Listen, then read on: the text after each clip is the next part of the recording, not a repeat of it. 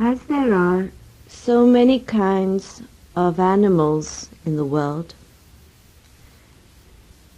it is very difficult to describe a basic chakra system applying to them all.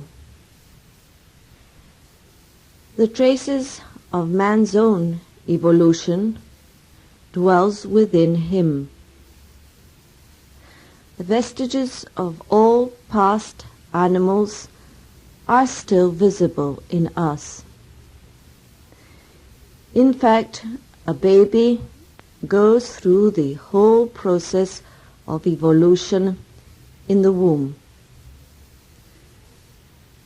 So the memories of all animals are inside us.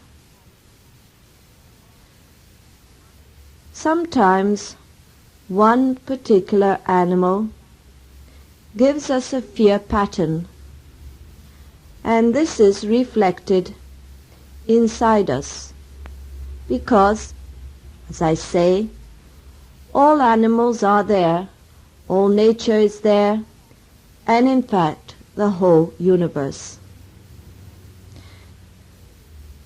But some of the ancients worshipped animals. To them, an animal was an extraordinary being, and in the presence of an animal, a man felt humble and felt that he no longer knew how to compete. When we go back to very early times, when man could hardly speak but communicated mainly by telepathy, he was perhaps in some ways closer to the animals. Now, like us,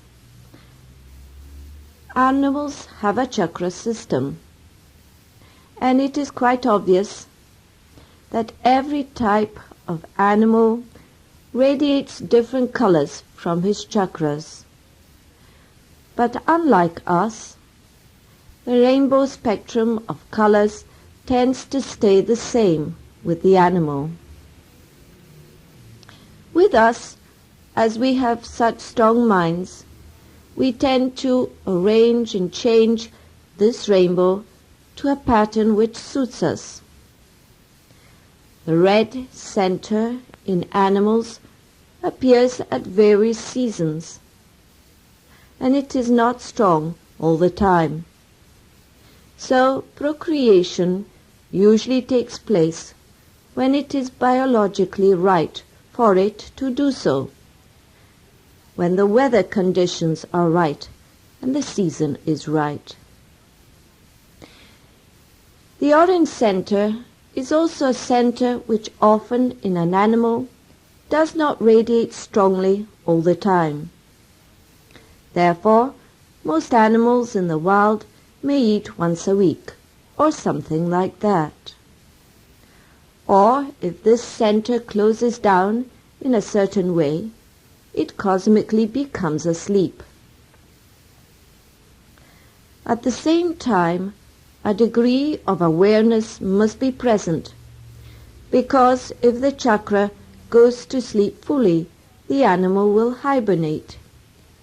And even then, if it lost its awareness altogether of life and food, the animal would not hibernate, it would die. So animals can still be very much alive within their centers when they look at their drowsiest. That is why a sleeping animal is very dangerous to go near unless he knows you very well, because he tends to arouse quickly.